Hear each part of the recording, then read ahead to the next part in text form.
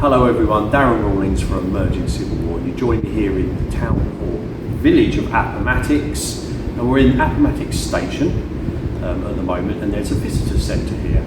And we've run into Albert, who is a historian and volunteer here at the visitor centre, and he is going to tell us the story of how Robert E. Lee and Ulysses S. Grant get to Appomattox. Please take it. Well, the story really begins shortly after the beginning of 1864. Abraham Lincoln is president of the United States, and he's making plans to run for re-election in the fall of 1864. The problem is he's going to lose that election unless something about the war changes. So I don't mean to destroy any illusions that folks would have about politicians, but there have been times in the history of the United States where political decisions influenced military decisions. And Abraham Lincoln was no exception to that. He made several decisions during the spring and summer of 1864 designed to manipulate the war and improve his odds of getting reelected. If Lincoln loses the election, the South will win the war. So one of the decisions he made was he brought a promising young general by the name of Ulysses S. Grant to Virginia, and he put him in charge of all of the Union armies. He basically turned over the conduct of the war to that one general, and that was not a popular decision with many folks. People said, President Lincoln, that man drinks. And Lincoln said, find out what that man drinks. And we're going to give some to the rest of my generals, because that man fights. Yes. That man will do the terrible arithmetic. And so Grant and Lee meet for the first time on the field of battle, a place called the Wilderness. The battle moves on to Spotsylvania Courthouse, North Anna River, Totopotomy Creek, and a place called Cold Harbor, just outside of Richmond. Lee tells his staff, even though they won a major battle at Cold Harbor, he says, if we allow Grant and his army to cross the James River, this thing will become a siege, and then it will just be a matter of time. Sure enough, about 2 weeks, Grant crossed the James. He attacked Petersburg. That led to a siege that would last approximately 10 months. Now, at the end of the siege, when the Union Army finally broke through Lee's lines at Petersburg, Lee makes the decision to evacuate and go to North Carolina. His plan is to join up with General Joe Johnston's Confederate Army in Tennessee. He believes that combined, he and Johnston can whip Sherman. And once they do that, they'll come back to Virginia and deal with Grant. So the plan is to leave Richmond and Petersburg, regather at a place called Amelia Courthouse, and then proceed down the Richmond-Danville Railroad to North Carolina. But the Union Army gets in front of him due to delays at Amelia Courthouse and a lack of food. They get in front of him at a place called Jetersville, block his route. Lee chooses not to fight. He heads west. His goal now is the town of Farmville. There's food and supplies waiting for him there. But his plan is the same. Get to Farmville, feed them, turn south, go to North Carolina. But the Union Army catches Lee's rear guard at a place called Sailor's Creek, and it leads to a major battle. And during that fight, Lee lost about a fourth of his army. The boys who survived the fight crossed the Appomattox River on what's called the High Bridge. And when they did that, it split Lee's army into two groups, one on each side of the river. Lee's got to get his army back together. He makes the decision to take the whole army north of the Appomattox River at Farmville and then proceed to Appomattox Station via the old Richmond-Lynchburg stage road. He orders trains out of Lynchburg to be waiting for him here at Appomattox Station. He can get here, feed his men, resupply. He's going to turn south and try to go to North Carolina.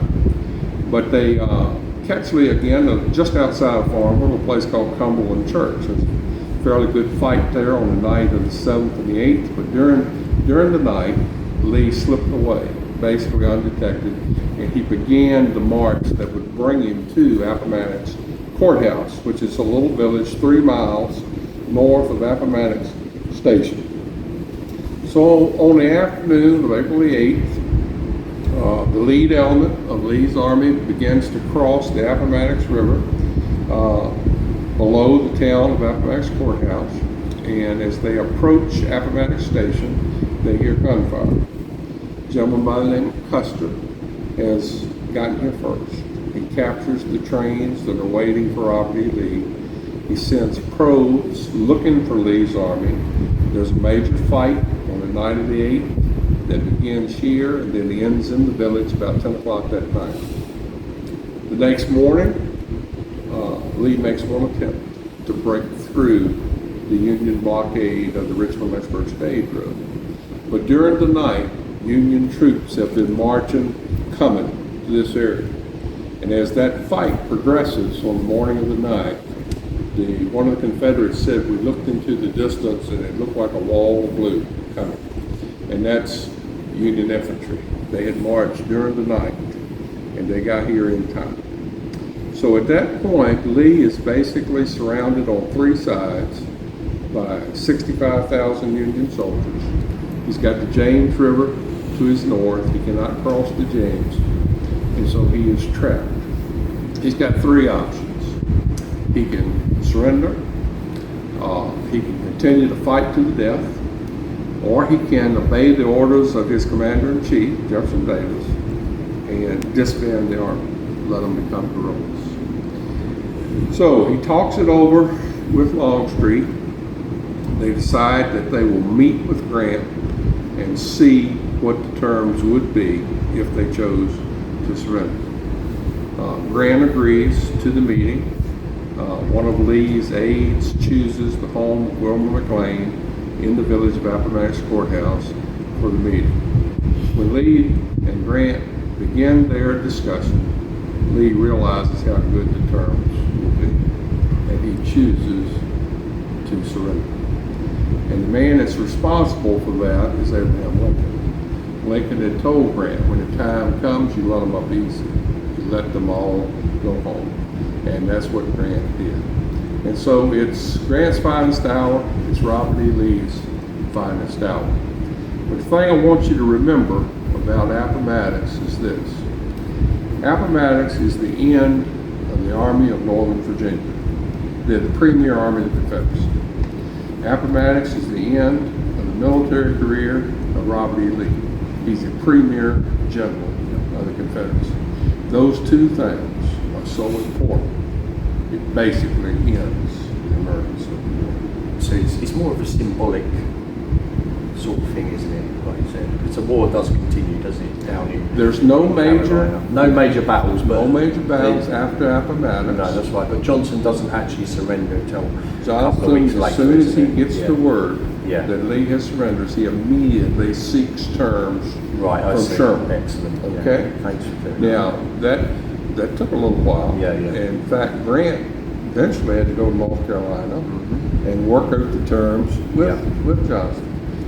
But it's like dominoes. Yes. From that point on, Johnston goes Banks, Taylor down in Alabama, Smith in Texas, and then the very last Confederate unit to surrender is a Cherokee Indian by the name of Stan White. He's a general in the Confederate Army, has all Indian cavalry. He's the last official surrender of ground troops in the American Civil War. Yes, that's correct. Yeah, and so before we finish up the video, so thanks for that information, that's fantastic. So just tell us a little bit about the visitor centre and your time here, and you know, if people come to Appomattox, they should come to the visitor centre first, should they? Well, of course, we feel that way, and we really feel that what we can do is set up their visit for Appomattox Courthouse, the National Park, because this is where they got in front of Robert E. Lee for the last time. Yes. This is where they blocked him. This is where they trapped him. And this is what led to all the events that took place from April 9th through 12th in the village of Appomattox Courthouse. And so what I would say, ladies and gentlemen, is definitely come and visit the station and the visitor centre first before you go off to Appomattox, and come and talk to Albert and get some information. If you know, I mean, you might be familiar with the Civil War, but it's great to get some information of where you can go and what you can do. I want to give a big shout out to Civil War Trails, because I saw their sign out the front there. A big supporter of emerging Civil War, so thank you, Civil War Trails. But all that is left to say, Albert, is I'm Darren Rawlings for Emerging Civil War in Appomattox Station. We see you online and on the battlefield. Cheers. Follow us online at www.emergingcivilwar.com. You can also find us on Facebook, Instagram, and of course YouTube. And if you are watching on YouTube for the first time, remember to give us a big thumbs up and hit that subscribe button and share with your friends and family. All that is left to say is I'm Darren Rawlings, your social media manager for Emerging Civil War. We'll see you online and on the battlefield. Cheers.